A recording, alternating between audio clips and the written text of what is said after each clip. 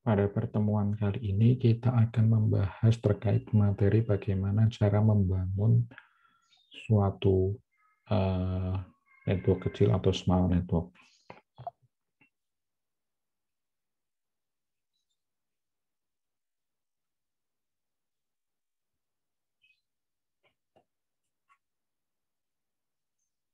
Pada submateri pertama adalah terkait dengan device in small network. Pada small network tentunya kita harus memperhatikan beberapa elemen ketika kita mau membangun suatu network. Yang pertama adalah terkait dengan topologi.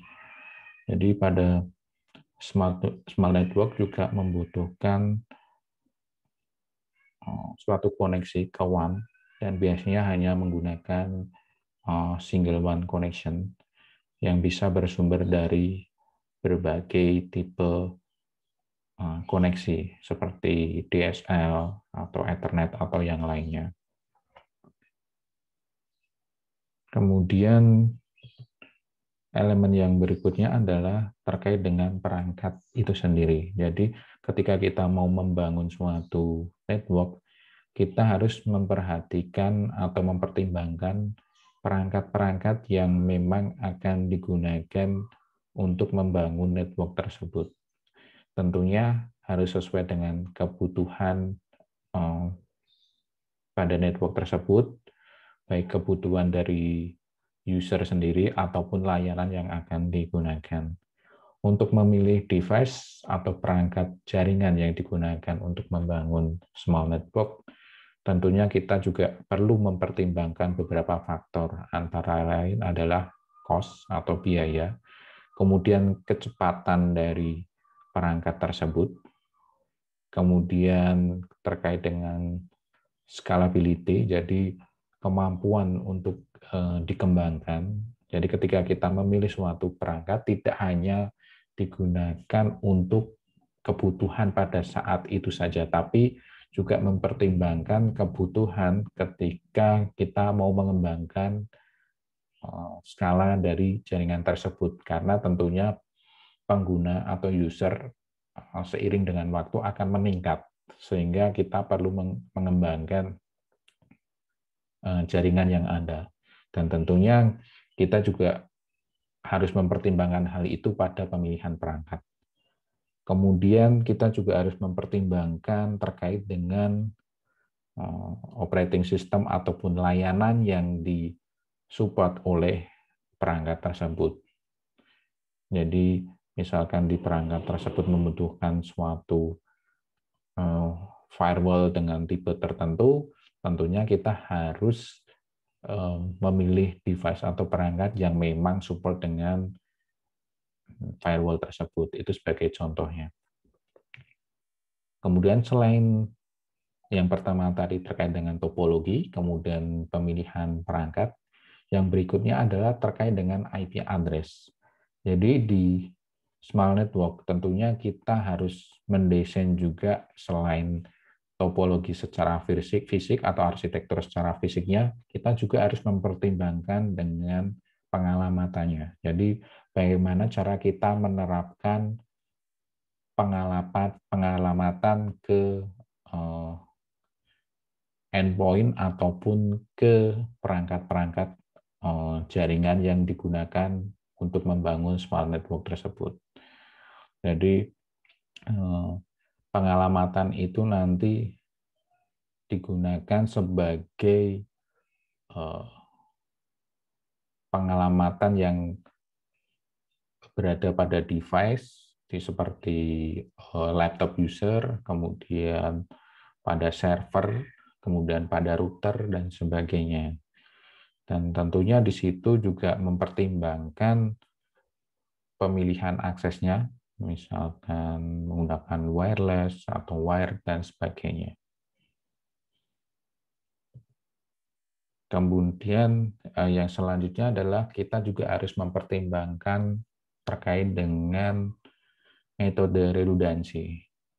Jadi metode redundansi ini adalah untuk mengatasi kegagalan koneksi yang menggunakan jaringan yang kita bangun.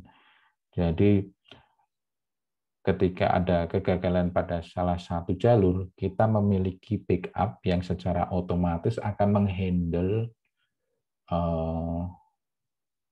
pertukaran data tersebut, sehingga user masih tetap bisa menggunakan layanan-layanan yang ada pada smart network yang kita bangun tersebut.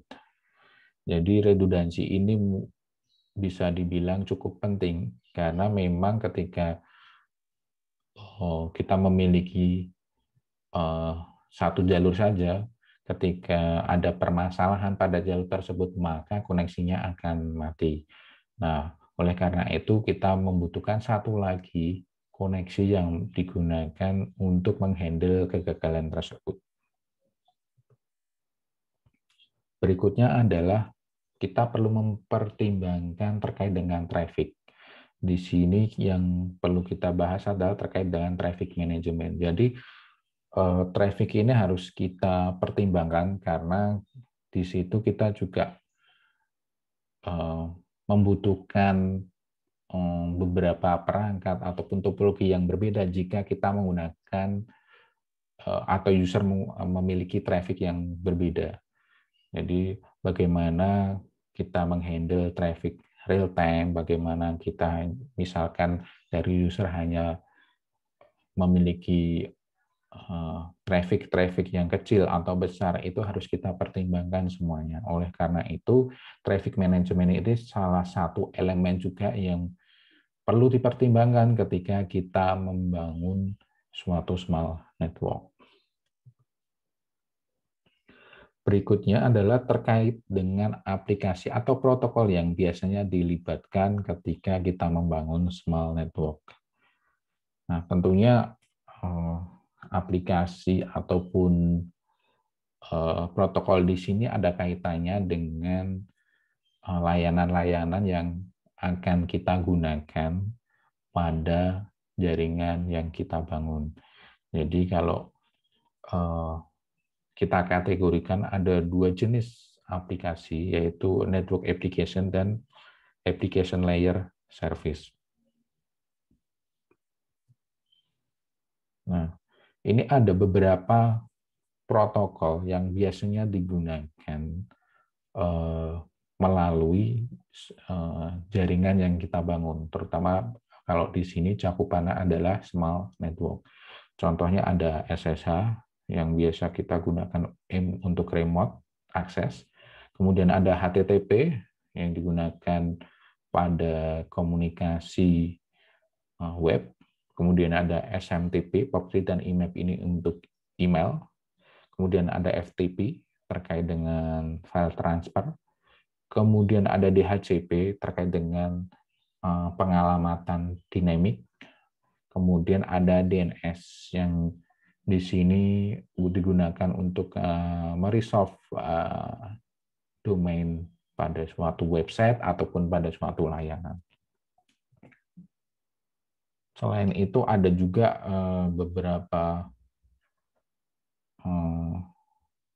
fundamental toolsheet yang bisa dilihat pada slide berikut.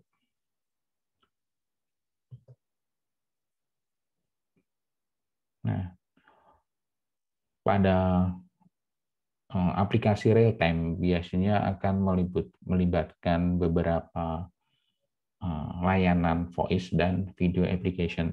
Seperti halnya yang sekarang kita gunakan pada masa pandemi ini, kita sering menggunakan layanan online meeting.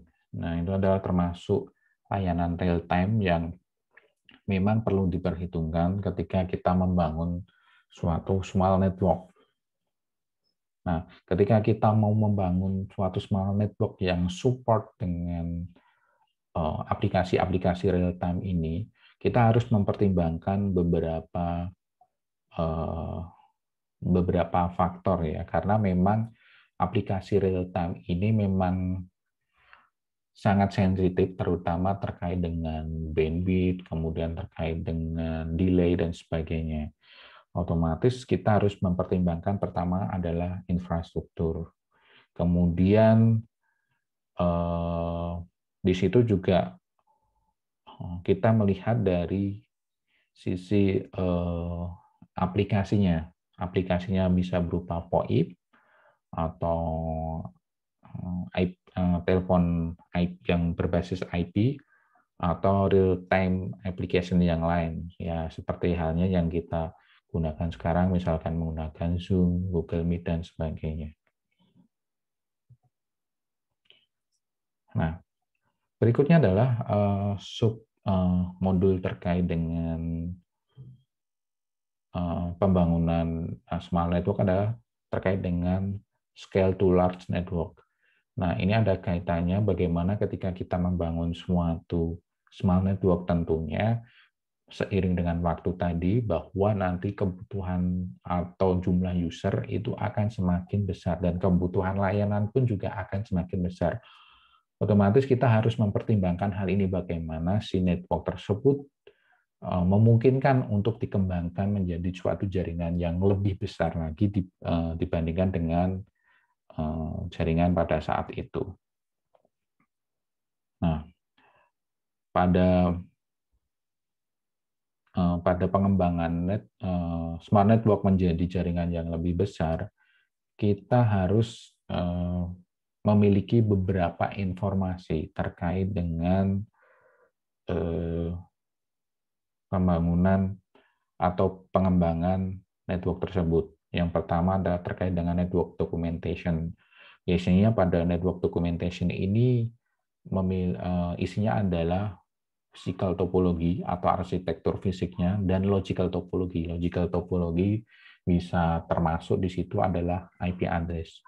Kemudian ada device inventory. Di situ adalah perangkat-perangkat yang digunakan untuk membangun network tersebut. Kemudian elemen berikutnya adalah budget atau anggaran. Tentunya di setiap perusahaan itu memiliki anggaran tertentu untuk pengembangan atau membangun suatu network. Jadi kita harus mempertimbangkan bagaimana kita mendapatkan suatu hasil yang optimal menggunakan anggaran yang ada. Jadi seperti itu.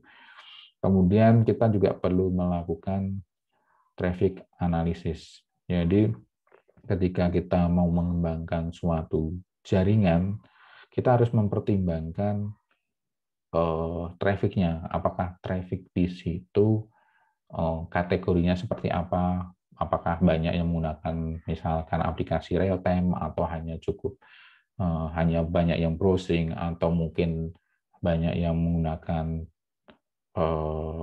layanan-layanan video seperti YouTube dan sebagainya. Itu jadi merupakan faktor yang perlu dipertimbangkan, dan kita membutuhkan informasi tersebut ketika kita mau mengembangkan suatu jaringan.